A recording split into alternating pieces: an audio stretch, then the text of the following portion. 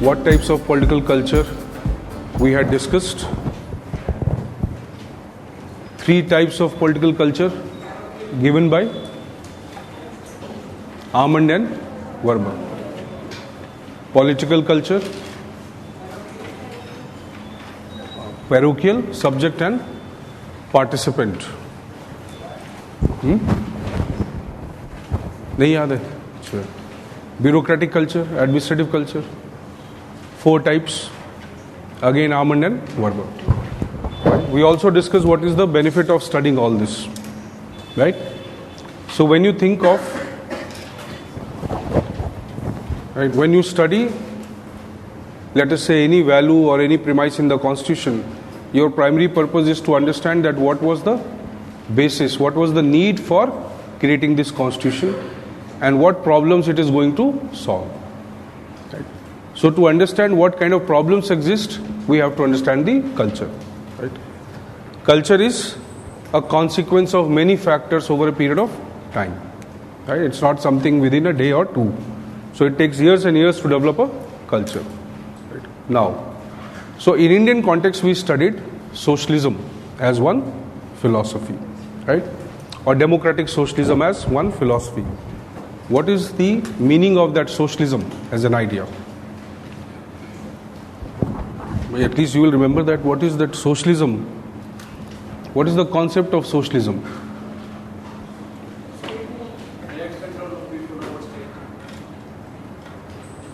Okay. So if we say socialistic economy, then the control of government over economic development. As simple as that. So we are following an democratic socialist model, right? Which means that government controls the resources of the society and people control the government through, obviously, elections and other mechanisms, right? Now it also means that government will play a major role in economic development. Right? How government will play this major role in economic development? What will government do? So, how will it do? Okay, that is why it becomes important to understand the concept of planning.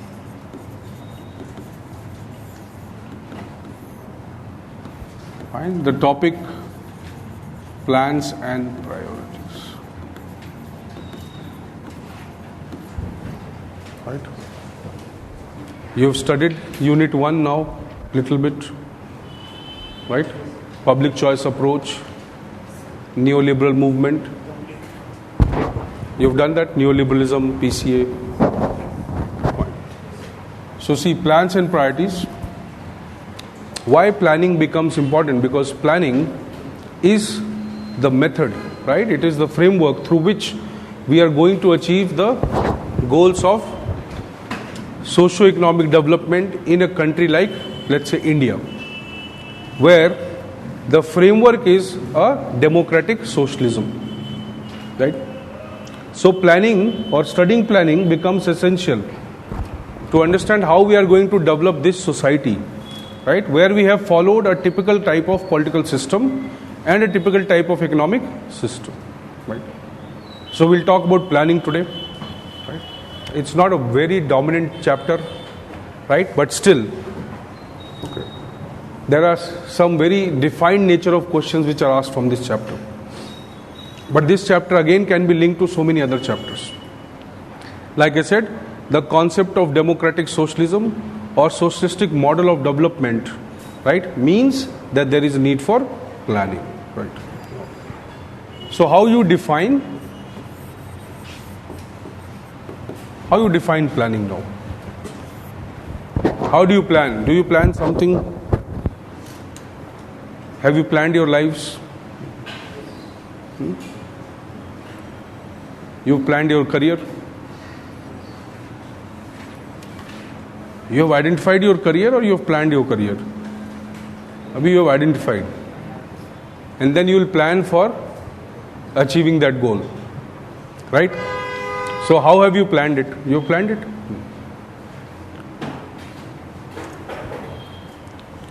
Plan कर लिया है?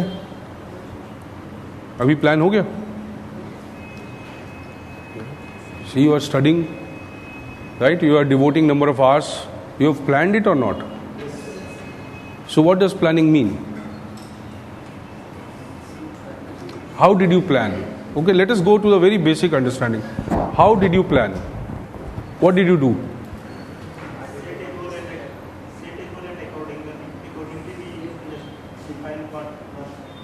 Correct. You have decided a goal. Then you want to achieve that goal. How did you know that that goal which you want to achieve is a good goal or a bad goal? How did you define it? Comparing with whom? Some other goal. Okay. So you were educated enough, you were aware enough to understand how to compare these two goals. Fine. So planning के लिए सबसे essential चीज क्या है?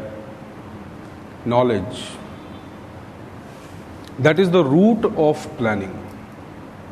You cannot plan if you do not have information, right? You cannot even start the process unless you actually know कि भाई गोल ये है और वो गोल क्या है. How do I assess the goal itself, right? You understanding? So when you are planning, right, the key aspect of planning is information.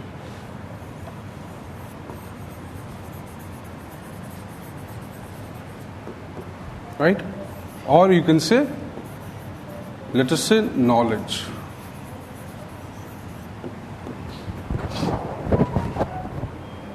So key aspect of planning is information or knowledge, right? Without which you actually cannot even start thinking about planning. Right. So now when you say, right, when you say I will acquire information, I will gather knowledge, right, about something which I want to achieve. So you have to have knowledge and information regarding the purpose or the goal. So you will first now acquire knowledge, awareness, information. Then you will define your purpose or your goal based on the knowledge you have.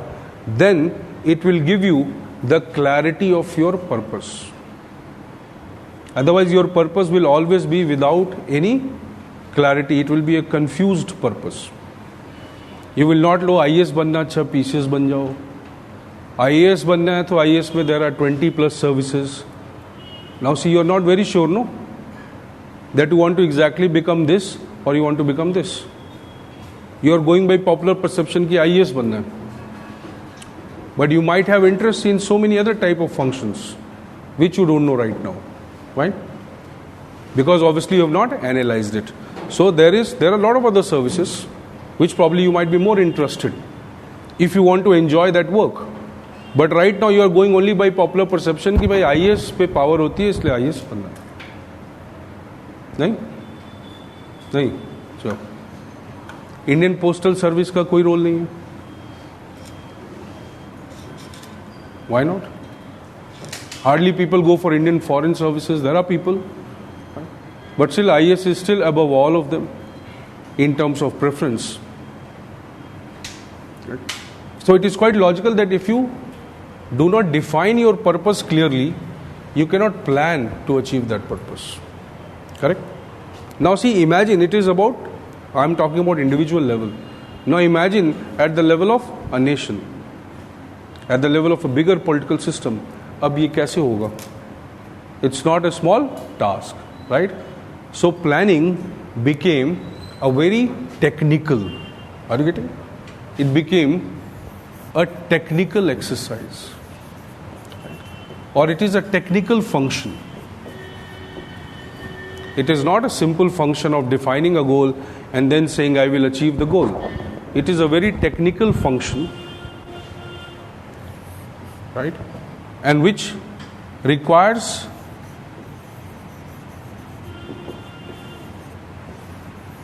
a complex understanding.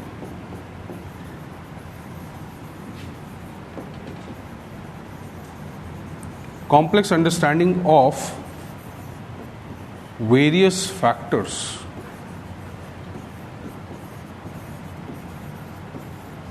right? So it will require a complex understanding of various factors. These various factors can be XYZ, many things, right? Various factors means environment, politics, society, culture, and so many other things. We'll talk about it, right? But it requires a complex understanding of various factors, and then only something can be done. So planning essentially would mean what? Trying to achieve a goal which has been defined clearly based on the level of information and knowledge, right? And then trying to achieve that goal, through technical or complex understanding of the environment in which we are trying to achieve the goal. So when you're trying to achieve the goal, the environment itself in which you want to achieve that goal should be understood, and not just the goal. So if you want to become IAS today, you also have to understand the competitors. You also have to understand the environment in which you are trying to study and achieve the goal, not what it was 50 years or 20 years before. So even if your parents are civil servants, it doesn't matter today, because they might be civil servants or might have been selected 20 years back. Their environment was obviously much less complicated than today's environment. So see, every goal, every purpose that we define, right, it will be visible or it can be achieved by understanding the environment around it. So what is planning? Now, see, the definition now evolves. That goal has to be clarified, knowledge and awareness is required, right? Without information we cannot do that. And then we'll try to achieve that goal in a very systematic, organized, technical and environmentally, or understanding the environment in which we are going to achieve it. So see, all these things are necessary. Your knowledge of goal, your information level, right? The environment in which you want to pursue, and the clarity of purpose. Now how can you do it individually? You cannot do it individually. आप अकेले कर सकते हैं ये सब काम, right? So even if you want to develop your nation, you want to build your nation, you can contribute, no doubt, individually. But if you want to achieve those goals, bigger goals, you cannot do it individually. So what do you need? You need a system. You need an institution, right? From there, the idea of planning or national planning emerges. So simple planning to hum sab karte hain, but when we talk about national planning or planning at a bigger level like a state or a district or a nation, we obviously have to understand that it cannot be done by few individuals, or however committed or morally upright these people might be, like Modi ji, Kejriwal and Rahul Gandhi. We cannot achieve, or they cannot achieve the goals individually. They need a system. So see, based on that, we try to develop a system to achieve the goals. Now see, now we'll come to how we define planning now. So in general, when you studied Fayol has also used this word, right? What word did Fayol use?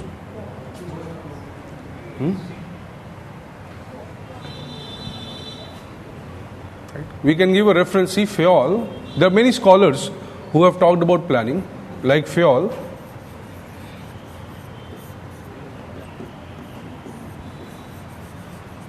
Focuses on prévoir or prévoyance.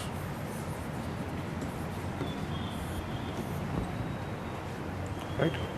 Prévoir or prévoyance, like it's the French, right, for the word planning or prévoyance. In fact, Fayol emphasized on something known as national planning.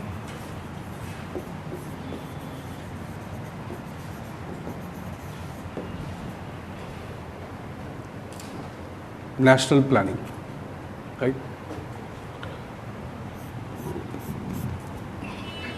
Right. There were so many other scholars, I don't know, their names might not have come across right now, right? But there were people, like Weidner,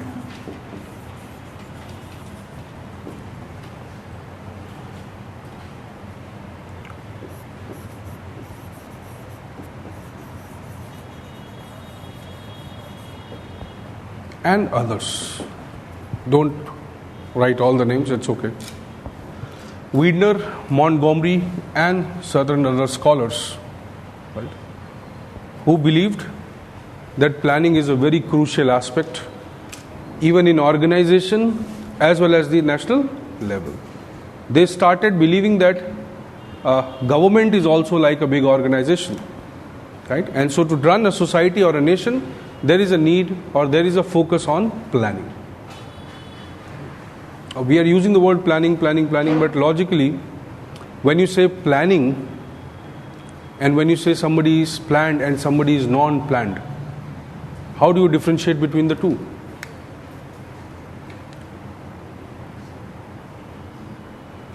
That you are planned and somebody says I'm unplanned. How do you differentiate between the two?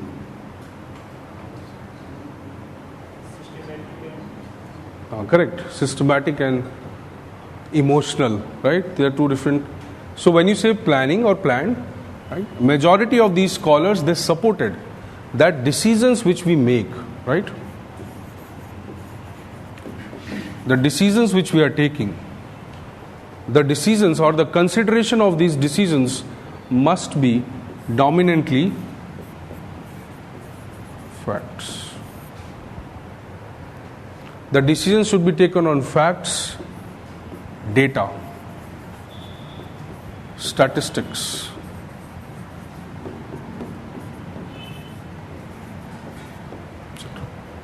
You see?